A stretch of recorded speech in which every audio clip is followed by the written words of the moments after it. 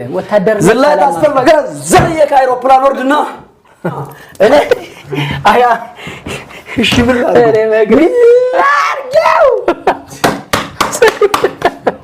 اسمع أول دفس كدس ستة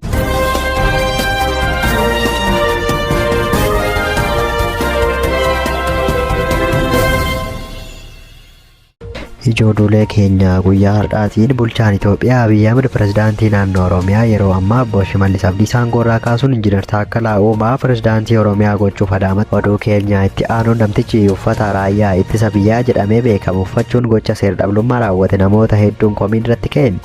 Kaayyoon gocha kanaas maqaa Oromoon baala gizeedha seeraniin bulu Oromoon akka fedhe yoo ta'e qaamni isa gaafatu hin jiru jedhu Oromoo irratti kennisiisuu fi maqballeessii yookaan diifaameeshinii sabicha irratti labsiisuuf yaadamee akka miidiyaan darbe hayyoon dubbachaa jiruun bal'inaan dhageessu.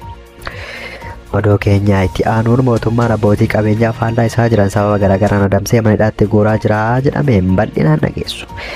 Oduu keenya xumuraatiin raayyaan ittisa biyyaa sodaa guddaa keessa jiraachuun dhaga'ame.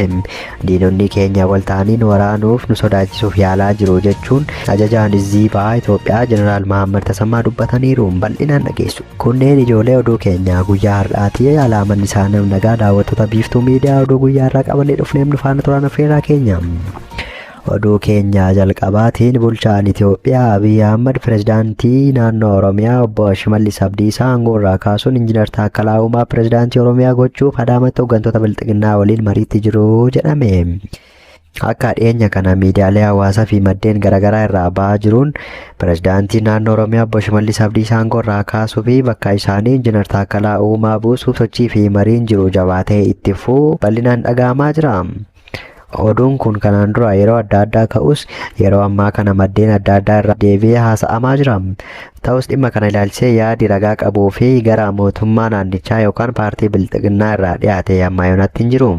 Injiinar Taakkalaa Uumaa kan kanaan dura kantiibaa itti aanaa magaalaa Finfinnee fi ministeera albuudaa ta'anii tajaajilan erga qeeqni fi dhimmootni adda addaa mudatanii booda hojii hooggansa naannichaa irraa fagaatanii turan. Amma garuu gara hoogganaa olaanaa Oromiyaatti deebi'uuf jiru oduun jedhu xiyyeeffannoo hawaasaa fi yaada xiinxaltoota siyaasaa harkisee jira. Oduun kun dhugoomuuf yookaan dhimma kanaan dura turan irraa maaliin adda ta'a kan jedhu qabxiilee gurguddoo armaan gadii kaasuun ni danda'ama. Inni jalqabaa paartiin bilxiginnaa yeroo yeroon gamaagama hooggansaa fi jijjiirama caasaa keessoo ni taasisa. Haalli nageenyaa fi diinagdee naannichaa qeeqa jabaa keessa waan jiruuf jijjiiramni hooggansaa ni dhufa jedhee eegamaa jira. Gama biraatiin Injiinar Taakkalaa Uumaa dargaggootaa fi jiraattota magaalaa Finfinnee biratti jaalalaa fi fudhatama guddaa qabaachaa turuun isaanii ni yaadatama. Gara hooggansa Oromiyaatti isaan deebisuun paartichi deeggarsa hawaasummaa deebisee ijaaruuf carraaqqii ni taasisu keessaa tokko ta'uu danda'a jedhamee tilmaamama. Jijjiiramni hooggansaa kun yoo dhugaa ta'e garaagarummaa ilaalcha fi hooggansa jabaa caasaa keessatti uumamuu danda'u furuuf tarkaanfii mootummaan fudhatu ta'uu danda'a jedhame. Dhimma kanarratti ibsi dabalataa yookaan mirkaneessaan qaama dhimmi ilaallatu irraa yeroo ba'u gabaasa guutuu isiniif dhiyeessina. Oduu keenya itti aanuun namtichi uffata raayyaa ittisa biyyaa jedhamee beekamu uffachuun gocha seer-dhabdummaa raawwate namoota hedduun komiin irratti ka'e.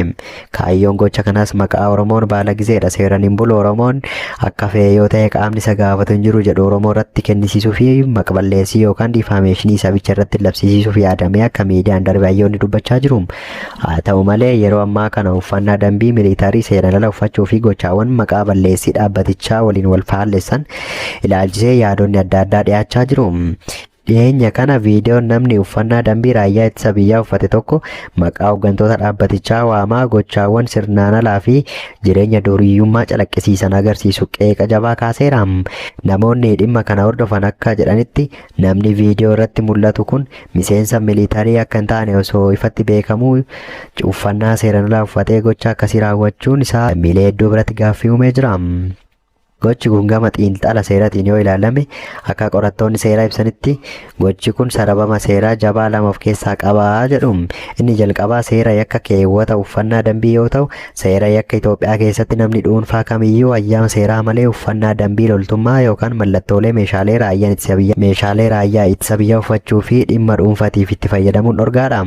Kunis yakka ittisa biyyaa fi kabaja dhaabbatichaa tuquun adabsiisa. Inni lammaffaan ammoo maqaa balleessuu fi haamilee diiguu yoo ta'u maqaa hooggantoota waraanaa fi dhaabbatichaa dhimma seeraan alaatiif kaasanii uummata biratti akka xureeffamu gochuun seera tajaajila miidiyaa fi seera yakkaatiin nama gaafachiisaa jedhameera.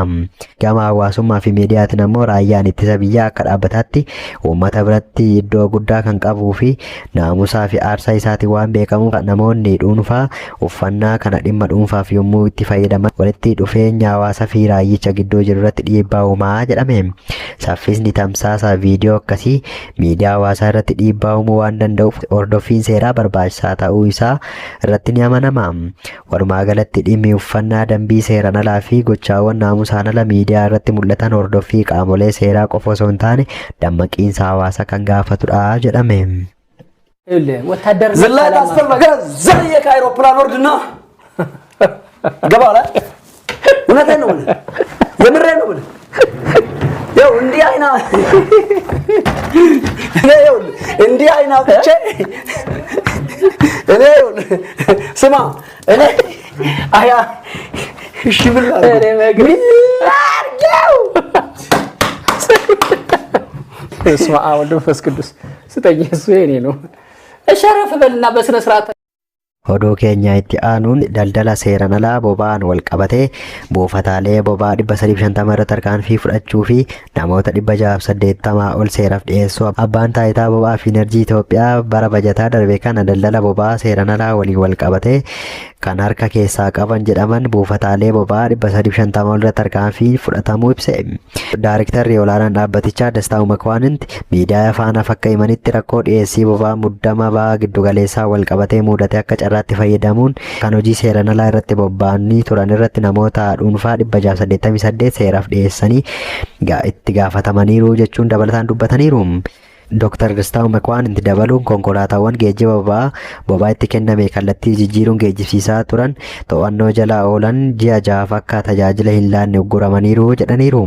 Waggaa darbe kana abbaan taayitichaa boba'aa meetirik toonii miiliyoona 4.5 gara gabaa biyyattiitti seensisuuf karoorsee isa keessaa biiliyoona 4.2 dhiyeessuu danda'uu isaanii kanneen keessaa boba'aan naafxaa harki 69.5 naannoleef harki 9.5 piroojeektiiwwan murteessoo ta'aniif harki 13 ijaarsawwan daandii fi kanneen kana fakkaatuuf harki 7 immoo indastiriiwwaniif kan dhiyaate akka ta'aniif ibsaniiru.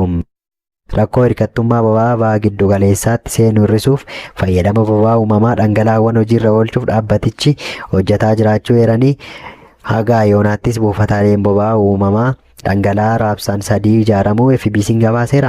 Gurraandhala 2026 darbe kana koree dhaabbii mana maree bakka bu'oota uummataa paarlaamaa duratti kan dhiyaatanii turan ministeerri daldalaa fi walitti hidhamiinsa naannawaa Dr. Kaasahuun Goofee rakkoo raabsaa boba'aa biyyattii keessatti mudateera jedhame to'achuuf mootummaa tarkaanfii garaagaraa fudhataa jiraachuu gabaasuun keenya ni yaadatama.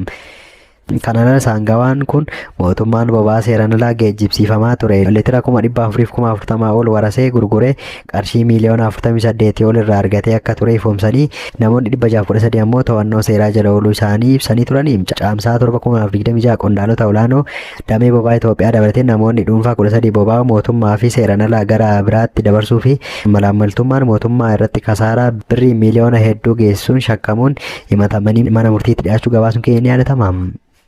Oduu keenya xumuraatiin diinonni keenya wal ta'aniin waraanuuf nu sodaachisuuf yaalaa jiru jechuun ajajaan Hizbaa Itoophiyaa Jeneraal Mahammad Tasammaa dubbatan. Kaayyoon diinota keenyaa shiftootaa fi humnoota alaa Itoophiyaa akka Soomaaliyaa mootummaa maleeyyii gochuudha kan jedhan Jeneraaltichi waraanni mootummaan gochaa jiru waraana haqaa ta'uu fi humnoonni waraanaa haqa taasisan ammoo gara tarsiimootiin akka injifatan mirkaneessaniiru. Raayyaan ittisa biyyaa Itoophiyaa viidiyoo daqiiqaa 11 dheeratu kan mata duree finxaalee